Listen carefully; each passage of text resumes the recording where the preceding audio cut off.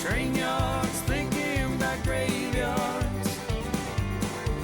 I wonder, Lord, what would they ever write on mine?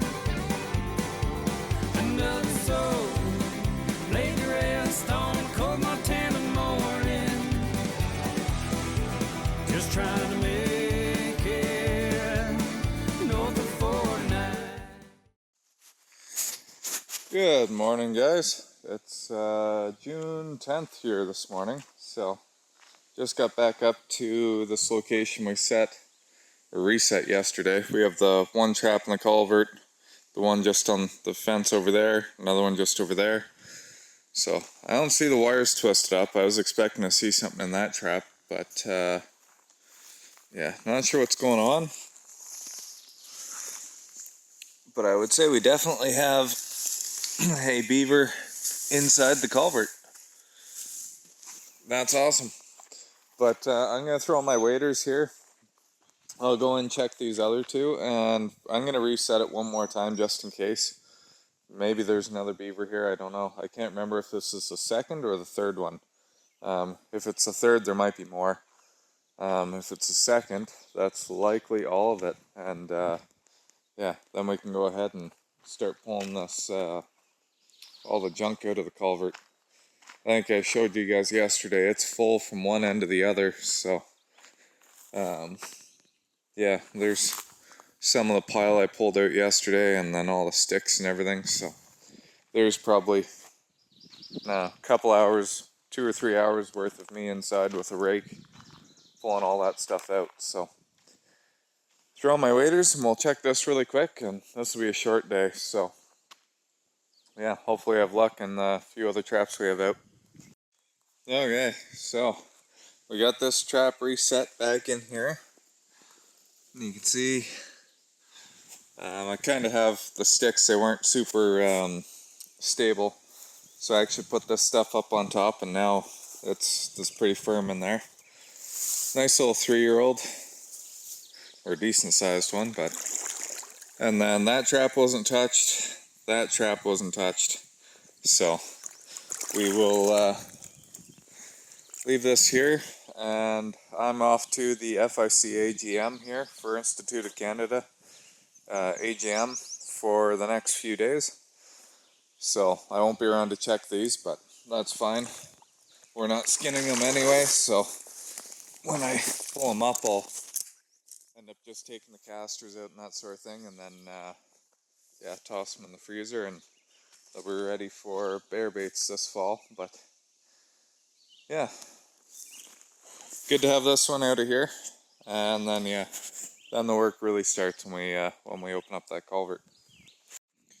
Okay, last spot for traps today. We're back where the live trap is, and as you can see, nothing there. I'm going to open this dam a little bit more before we take off out of here, just to get them a little bit more aggressive if they are in here. But I already peeked under the bridge, so we got one in this trap here. He's right there, which was kind of nice. I wasn't sure if it was going to be going over the crossover on that side or if it was on this side, because this is a lot nicer and fresher looking, but as you can see, trap's still set down right here. So yeah, there might only be one beaver in here. This isn't very old. I was here maybe a week and a half, 2 weeks ago, and this wasn't built up here, so this is just recent. But yeah, we'll get this pulled back down, and then those pipes will be flowing like they have been for a while. And yeah, it's a pretty narrow spot.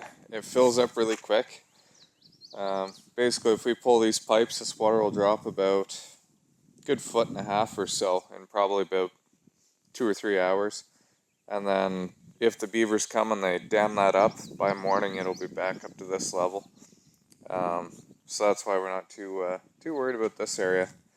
It's a narrow little creek, and it really doesn't go that far to the next dam. So Just need to keep this stretched down, or else again we're running into problems with the beavers either tunneling into the sides of the ditch, or the road getting soft, because there isn't much elevation change here. So, and this is a haul road. But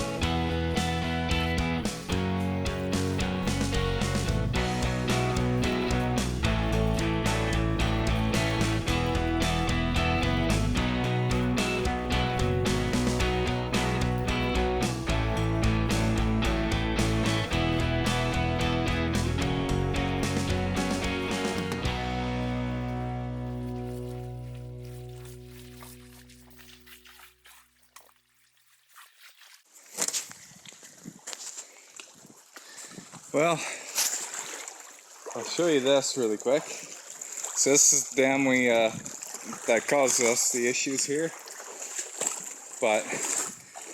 And this is when I talk about not having that elevation, why sometimes piping systems don't work that well. Because right here, you can see it's maybe 25, 30 feet below.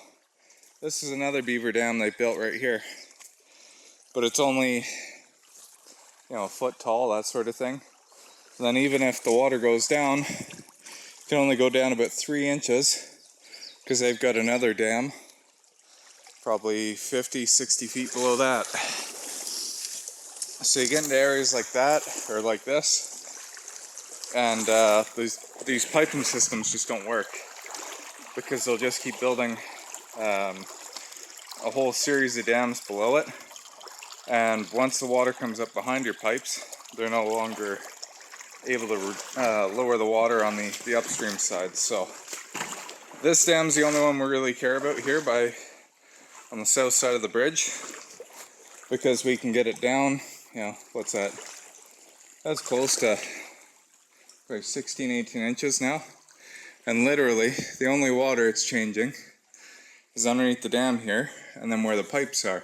So I can see them flowing. Give you a quick look at that. They're hitting my head off the bridge. So I'm not sure if you can see the ripples coming out of here. I'll try and stop moving so they show up again. But essentially the piping system, there's that bar out there, you can see they come out on an angle, straight underneath here. And now you can kind of see the ripples where the water is actually coming up.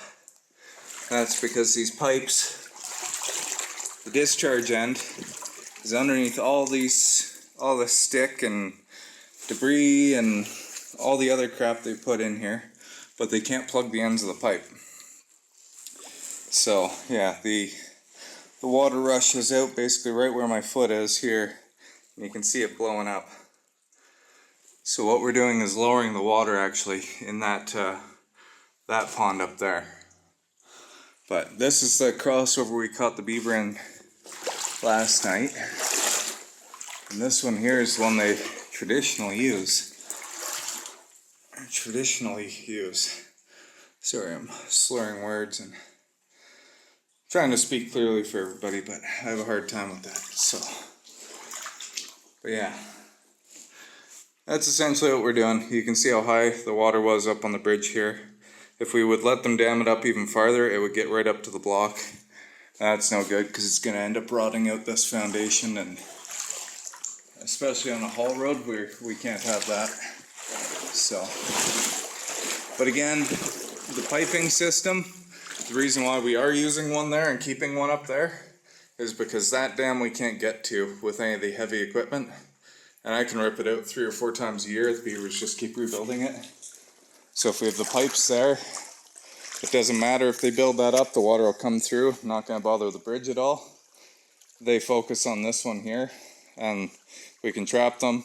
We can get at this with the mini hoe if I want to, but we have to get permits when we do that. If I open it by hand, we're all good. So, in the fall time, we'll come through.